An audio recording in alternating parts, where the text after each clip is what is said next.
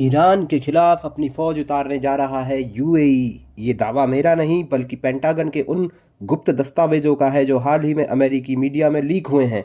पिछले 72 घंटों में अबू धाबी की बंद कमरों की बैठकों ने यह साफ कर दिया है कि खाड़ी अब एक नए और भीषण युद्ध की दहलीज पर है। आज मोर्चा पर युद्ध को महसूस करेंगे और इस ग्राउंड इंटेलिजेंस को डिकोड करेंगे जो शायद ही किसी ने आपको बताई हो। अमेरिकी रक्षा विभाग सूत्रों के अनुसार यूएई अब वेट एंड वॉच की नीति से तंग आ चुका है।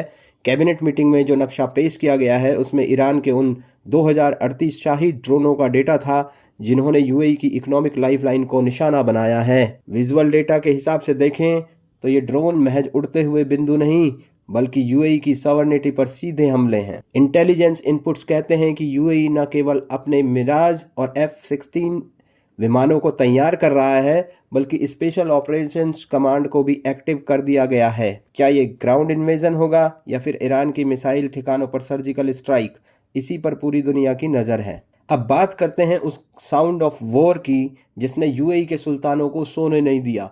डेटा कहता है कि पिछले 30 दिनों में हमलों की संख्या में 300% का इजाफा हुआ है।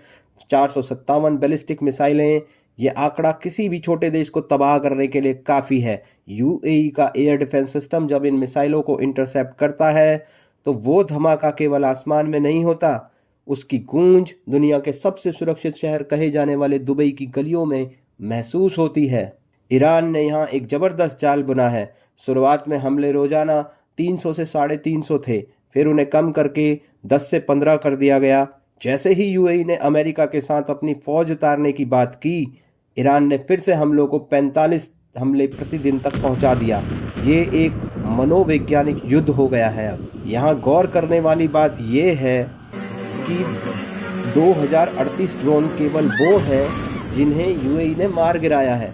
वो डेटा कहाँ है जो ज़मीन पर जाकर फटा? वो नुकसान कितना है जिसे यूएई सरकार दुनिया के सामने नहीं लाना चाहती ताकि उसकी टूरिज्म इमेज खराब ना हो?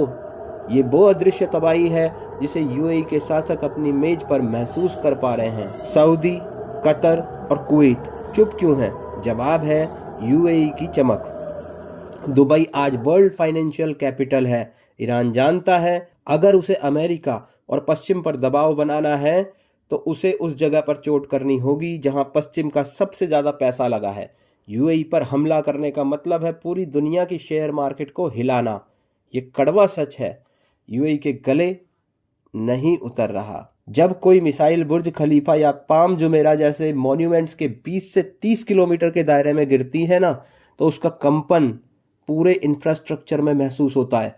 ये शॉकवेव केवल कंक्रीट की कोई नहीं बल्कि उस इन्वेस्टर के कॉन्फिडेंस को तोड़ता है जिस पर यूएई टिका है। ईरान बाकी अरब देशों को एक कड़ा मैसेज दे रहा है, अगर तुम हमारे खिलाफ खड़े हुए तो तुम्हारा हाल भी यूएई जैसा होगा। ईरान ने एक ऐसा वातावरण बना दिया है जहां बारूद की गंध अब कूटनीति के कमरों तक पहुंच रही है। ईरान की काउंटर प्रेशर नीति यहां पर काम कर रही है।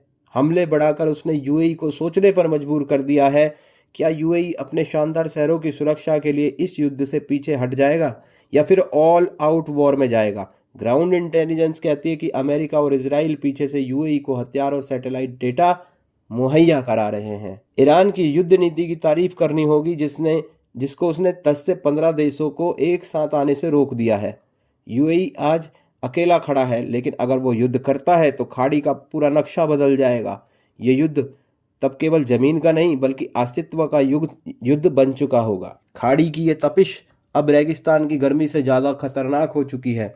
क्या बुर्ज खलीफा की चमक बरकरार रहेगी या फिर ये 2038 ड्रोन इतिहास का रुख बदल देंगे? कमेंट में अपनी राय जरूर दें। देखते रहिए मोर्चा। मैं हूं आशीष। लाइक कीजिए, कमेंट कीजिए और ज़्यादा से ज़्यादा सब्सक्राइब कीजिए। धन्यवाद।